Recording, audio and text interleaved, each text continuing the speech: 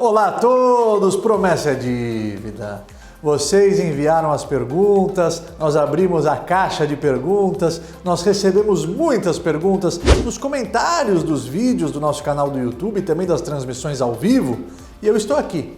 Agora é o momento que eu paro tudo o que eu estou fazendo para lhe prestigiar, para responder as diversas perguntas que nós recebemos e que a produção selecionou para que eu gravasse mais essa edição do Rafsani Responde. E aí aquela incógnita, será que a sua pergunta será respondida hoje? Só existe uma maneira de saber, não saia daí.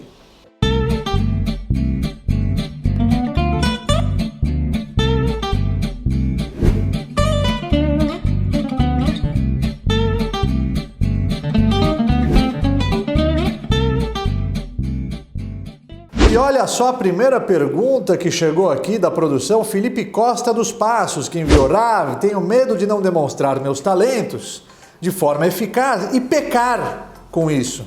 O que o judaísmo fala sobre? Bom, realmente, todos nós possuímos talentos, dons, que são presentes divinos. E nós não podemos ignorar esses dons, essas qualidades. Nós precisamos nos autovalorizar. E não podemos depender da análise e da opinião dos outros. O planeta Terra abriga bilhões de seres humanos. E nenhum é igual ao outro. Nenhuma impressão digital é igual a outra. Ou seja, cada ser humano é único. Ele possui uma missão única que só ele pode concretizar, que só ele pode desempenhar. E os nossos dons e as nossas qualidades, sim, todo mundo possui defeitos e qualidades. Nós precisamos nos conhecer cada vez mais. Esse autoconhecimento é de extrema importância para que possamos chegar na conclusão de que esses dons, essas qualidades, essas características únicas que eu possuo, elas estão relacionadas diretamente com a minha missão. Uns sabem cantar, outros sabem falar em público, outros sabem escrever como ninguém, outros sabem investir, outros sabem educar, outros sabem pintar obras de arte. Cada um...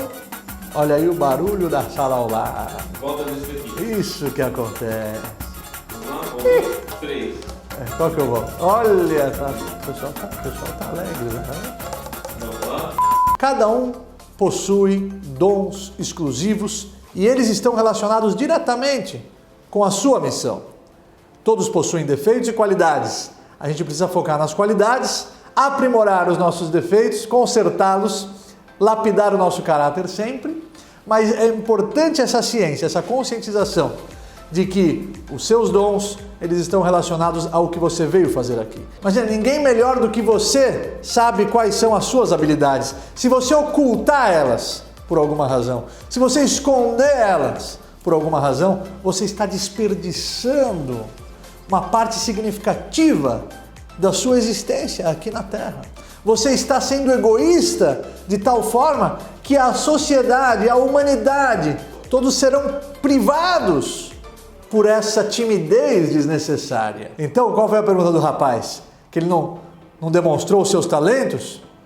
Você precisa sim demonstrá-los. Você precisa sim abraçá-los. Você sim precisa aperfeiçoá-los. A partir do momento que você descobriu quais são, para que todos nós possamos usufruir dessa sua luz, que é sua e de mais ninguém. Imagina se Santos Dumont não tivesse explorado as suas qualidades como inventor. Imagina se Thomas Edison não tivesse demonstrado os seus talentos. Imagina se o Rambam, o Maimônides, não tivesse demonstrado os seus talentos. O que seria da cultura judaica? Imagina Rav Yosef Karo, o autor do Shulchan Aruch. Imagina se todos os sábios do Talmud não tivessem se manifestado e demonstrado a sua excelência intelectual e as suas mentes geniais. Então, meu querido, não tenha medo, não tenha vergonha, seja você mesmo, porque é isso que vão lhe perguntar lá em cima. Não vão perguntar se você foi fulano ou ciclano, vão perguntar por que você não foi você.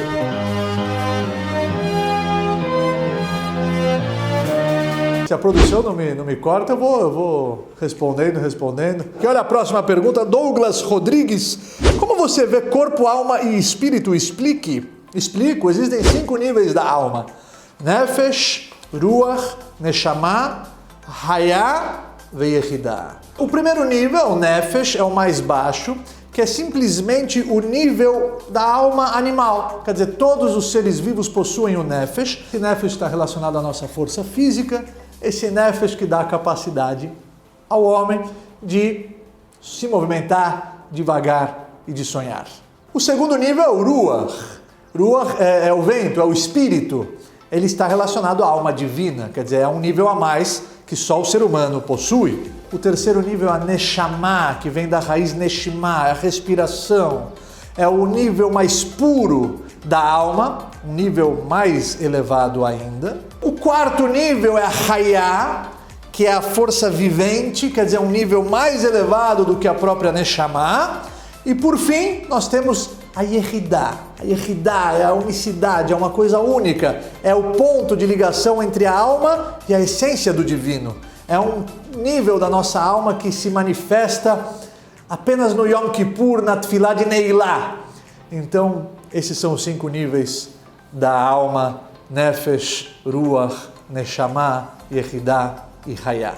O ser humano que foi criado na imagem de Deus, ele não é simplesmente um ser vivo, ele não é simplesmente um animal, por mais que muitas vezes se comporta como tal, ou seja, nós somos os protagonistas da criação.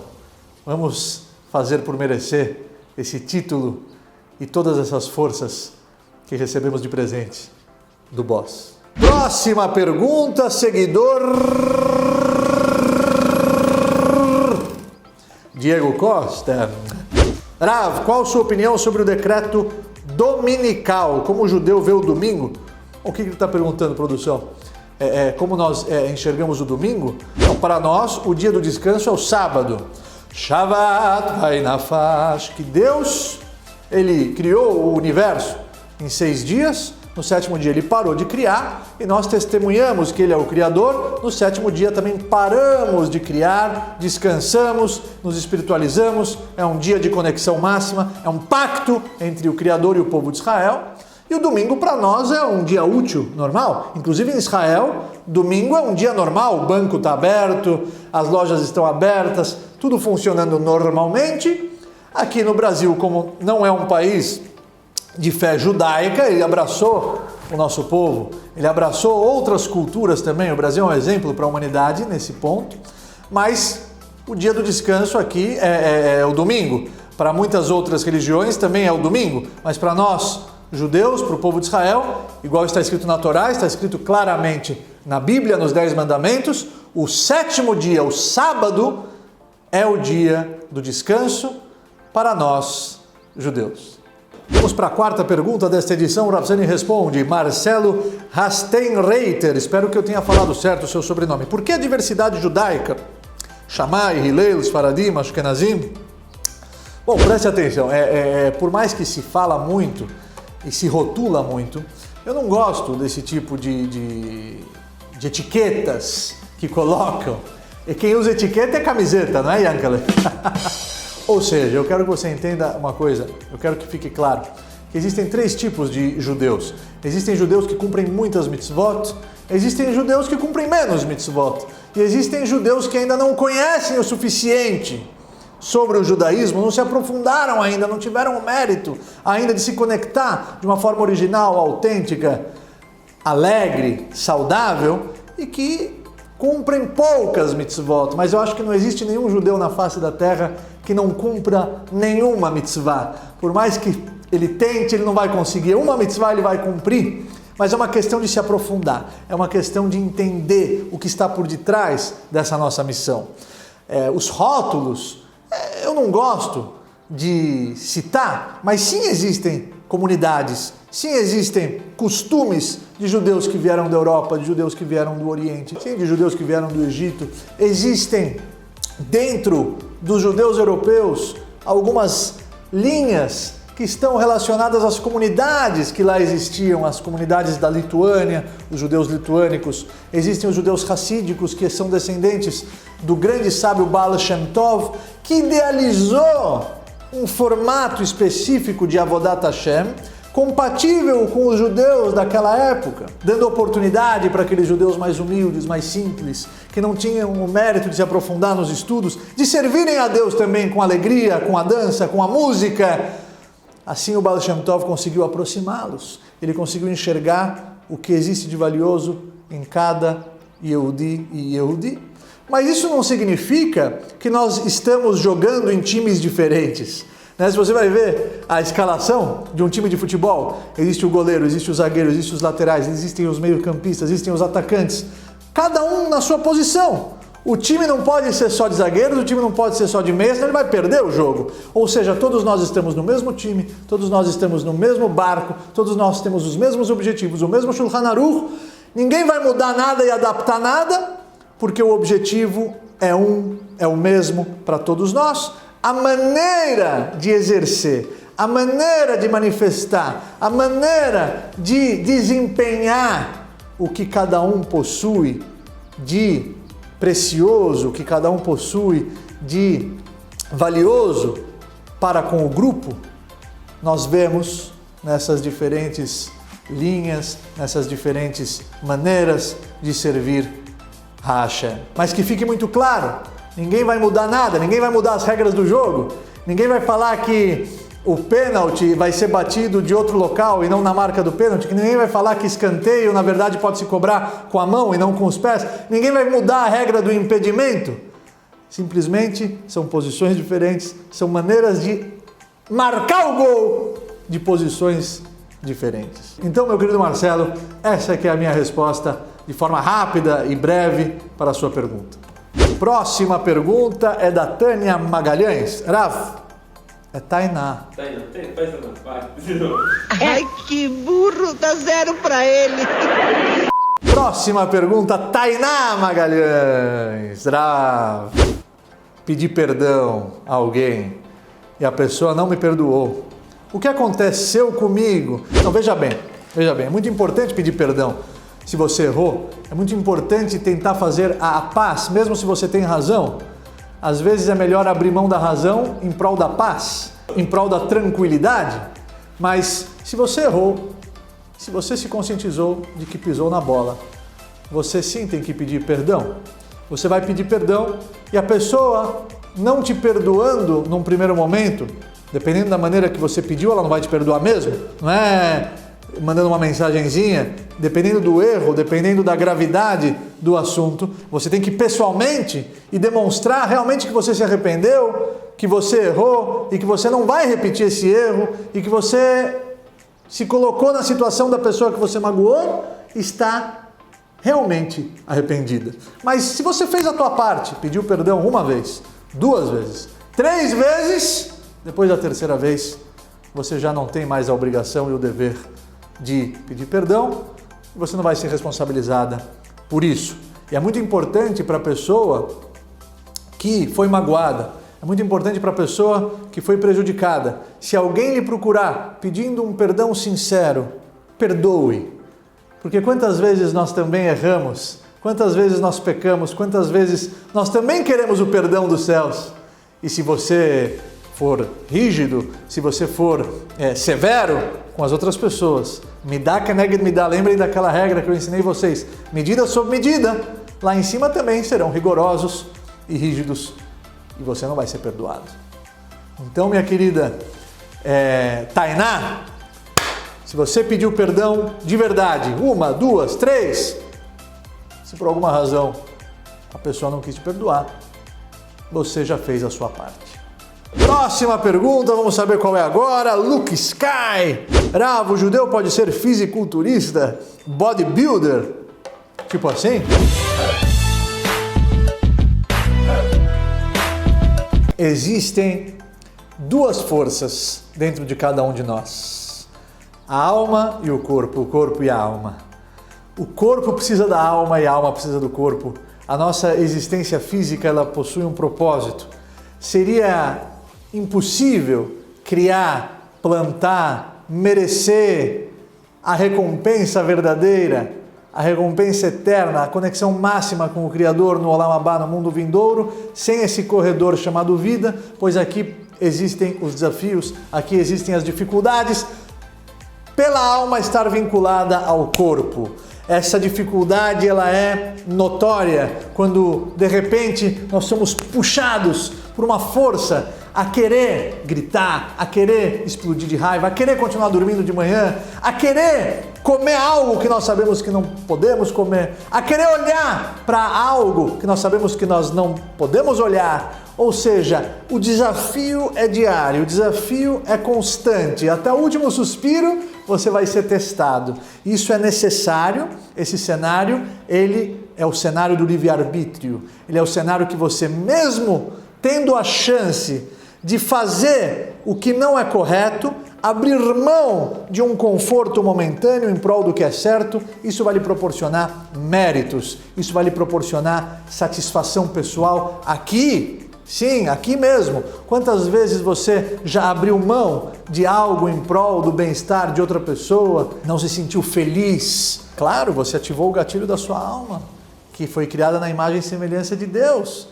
Então, ajudar o próximo a imitar os caminhos de Deus é se espiritualizar, é se conectar com a bondade infinita, estudar a Torá, cumprir as mitzvot, tudo isso mexe com a nossa alma e os prazeres do corpo, eles existem, mas eles devem ser utilizados para o benefício da alma. Como assim? Todos nós precisamos comer bem, dormir bem, todos nós precisamos de momentos de confraternização e de entretenimento e de relaxamento, porque assim a nossa mente vai estar bem para que a gente possa investir as nossas forças e as nossas energias em prol do que realmente importa, em prol do que realmente é uma semente que vai proporcionar frutos para a eternidade. Então, utilizando-se do corpo como um trampolim, utilizando-se da matéria como uma escada, utilizando de tudo isso como um meio para chegar no fim, que é sermos bem-sucedidos e chegarmos no final dessa ponte, desse corredor, com a sensação de vitória, de que realmente dedicamos a nossa vida em prol dos ideais nobres e focamos no que tínhamos que focar e não jogamos o nosso tempo e a nossa saúde e a nossa juventude no lixo, ou seja, com a sensação de que eu vim, vivi e venci. Você pode focar na saúde do seu corpo. Não só pode, como deve. Nas medidas certas, tudo com bom senso. Você não pode idolatrar o seu corpo. Ele não é seu. Ele é um empréstimo. Depois você vai devolver ele. E o que vai ficar? O que vai permanecer? O que vai subir? O que vai prestar contas? Neshama, a alma. Então, a sua pergunta foi se podemos? Tudo pode, né? Até que Deus proíba, mas na medida certa, com bom senso e com um foco espiritual por detrás do que simplesmente o prazer vazio e o materialismo sem um significado, sem um propósito por detrás. Vamos para a sétima pergunta, porque o tempo está acabando. O Diego Borges, por que os judeus não falam o nome de Deus? Os 10 mandamentos. O terceiro mandamento, não pronunciarás o meu nome em vão. É óbvio que o nome que o mandamento se refere aos nomes de Deus que estão escritos na Torá. Cada nome representa uma maneira que o Criador se manifesta para com o mundo que ele criou. Mas você está se referindo sobre o Deus. Deus, nós abreviamos, essa é a pergunta, produção? Nós abreviamos o nome de Deus. Escrevemos Deus com aspas. Por quê? Já que todo mundo, quando escreve Deus ou fala Deus, está se referindo ao Criador do céu e da terra. Se nós escrevermos Deus por extenso, sem abreviar, e por alguma razão alguém precisa apagar, seria um desrespeito apagar o nome de Deus. Então se abrevia para não correr esse risco de não desrespeitar o Criador, o Boré Olam. Mas o mandamento, o terceiro mandamento de não pronunciar o nome de Deus em vão, são os nomes de Deus que nós utilizamos nas orações, nas tefilot, no Shemona Esrei, são os nomes que aparecem na Torá, são vários e cada nome, igual eu falei, representa uma maneira que ele se relaciona com o mundo que ele criou e com as criaturas. Vamos para 8. Pergunta 8 é uma seguidora do Instagram. Mandou pelo direct. Oi, Rav, tem uma dúvida. Qual a sua dúvida? Por que os judeus ficam se balançando num movimento de vai e volta enquanto leem a Torá ou enquanto oram perante o muro das lamentações? A pergunta é boa, Sabe que antigamente só tinha um livro, né? E as pessoas, enquanto um lia, o outro se afastava para o outro ler, aí o outro se aproximava e lia. Não, tô brincando.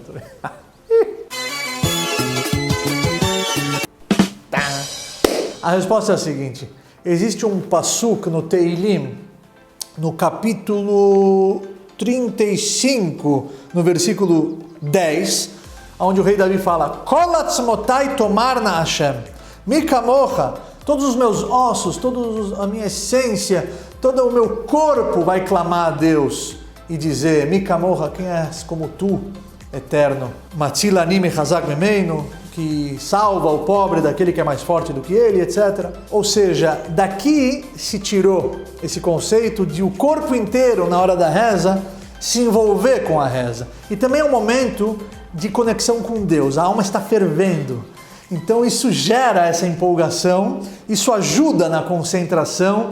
E se não te ajuda, você não precisa, você pode rezar do jeito que você quiser, óbvio que com muito respeito e com a ciência de que você está falando com o Criador, que você está falando com o Borei Olam, com a Kadosh Baruch Hu, com Deus nesse momento. Então, é um costume, mas existe uma fonte, e essa fonte deu origem a essa sua pergunta, esse seu questionamento, e você é uma boa observadora, realmente. Nunca ninguém me perguntou isso. Penúltima pergunta dessa edição do Rav Sani Responde. Rav, quem está perguntando aqui é o Thiago Lopes, seguidor do Instagram. Para o alimento ser kasher, o rabino tem que benzer? Ele tem que benzer a comida, Yankev?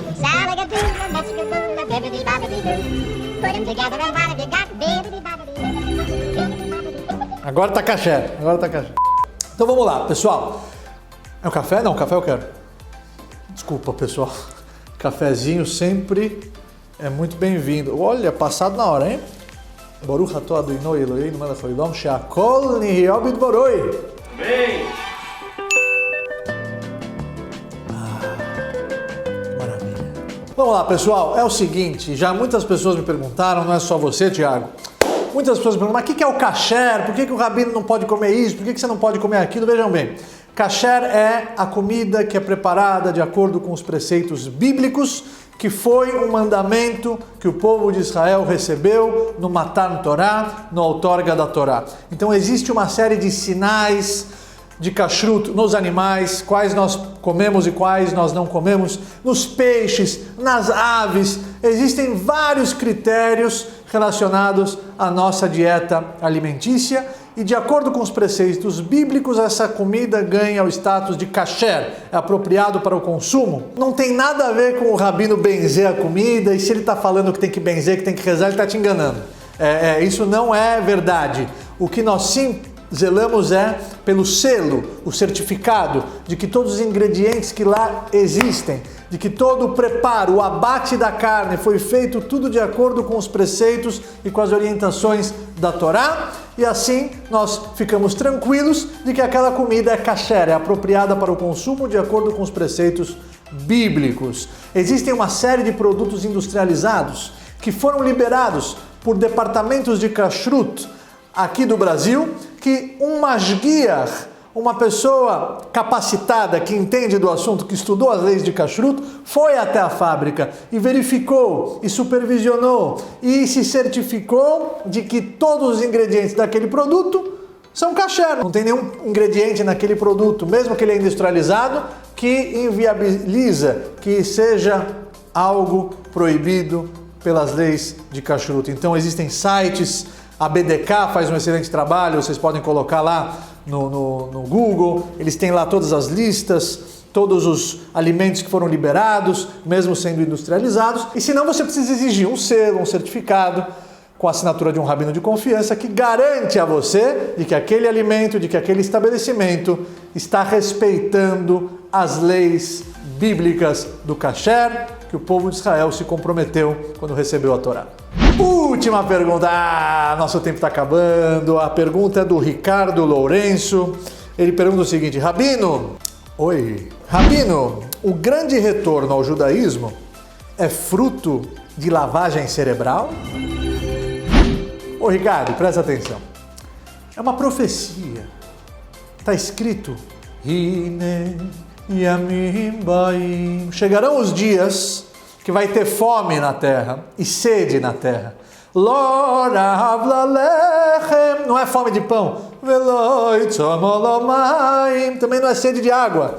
Kim lishmoya es divrei Hashem. E sim, fome e sede de escutar as palavras de Hashem.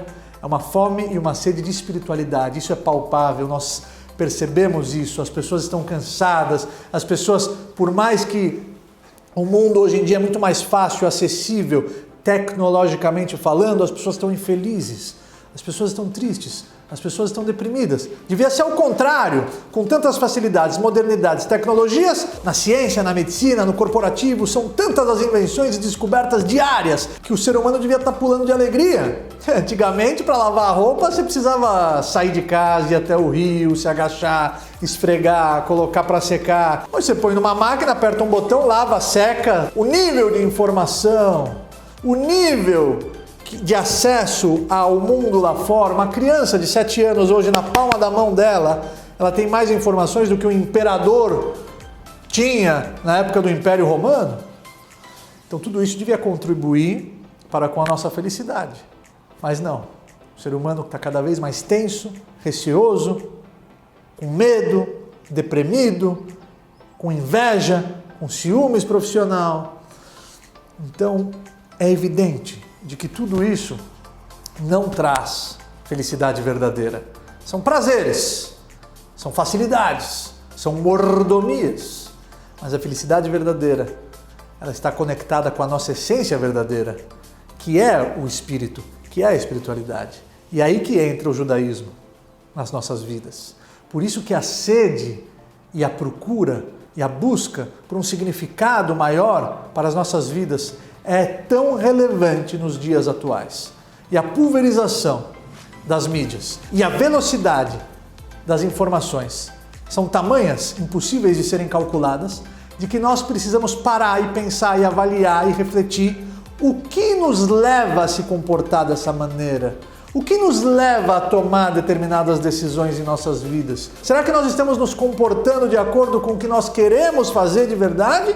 Ou nós estamos sendo induzidos por uma máquina que quer manipular cada vez mais a vida das pessoas? Se existe lavagem cerebral, essa lavagem cerebral ela está por detrás da mídia manipuladora, ela está por detrás de muitos veículos de comunicação que querem induzir o ser humano a comprar o que ele não precisa, com o dinheiro que ele não tem, que querem induzir a sociedade a pensar e acreditar em valores que são interessantes para quem está no poder.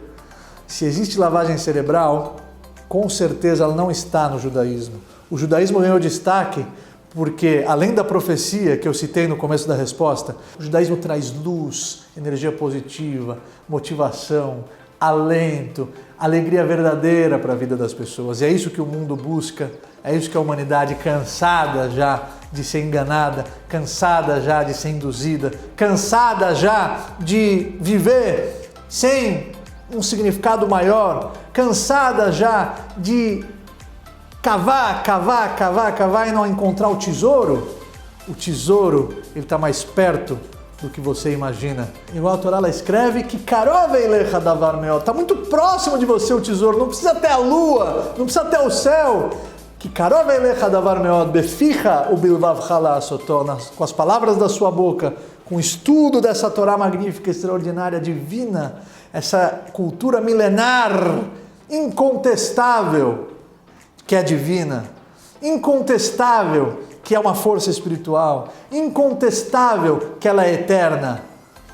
Beficha, com a sua boca, o bilvavcha, e com o sentimento do seu coração, a fé verdadeira, você vai chegar na conclusão sozinho de que esse é o caminho. Então, lavagem cerebral, aqui não. E se você teve essa impressão, com algum líder, ou com algum rabino, ou com alguém que está querendo pregar algo que ele não tem capacidade, que ele não tem autoridade, que ele não tem preparo, e ele está querendo se aproveitar da vulnerabilidade de muitas pessoas que querem ir atrás dessa riqueza espiritual. Saiba que ele não nos representa, saiba que eles não podem ser generalizados. Aqui você sabe que o que sai do meu coração tem base. Eu recebi isso dos meus mestres, eu recebi isso dos meus anjos com pernas que me prepararam em Israel e eles dos seus respectivos mestres. E tudo isso de geração em geração, de geração em geração, até chegar no Monte Sinai, onde Moisés recebeu essa missão de transmitir esses valores para o povo de Israel, que tem essa responsabilidade gigantesca de ser uma luz para todas as nações. Next question! Acabou o tempo, Rabi. Acabou, não acredito. Já? Pessoal, não dá tempo, são tantas as perguntas que vocês enviam e eu, com todo o carinho do mundo, eu quero responder todos vocês, mas não dá tempo, o nosso tempo é curto aqui nesse quadro. Outras edições serão gravadas em breve. Se a sua pergunta não entrou, me cobre pelo direct do Instagram, porque eu quero responder todos vocês, eu quero esclarecer todas as dúvidas e eu quero que vocês se sintam cada vez melhor, eu quero que vocês sejam cada vez mais felizes.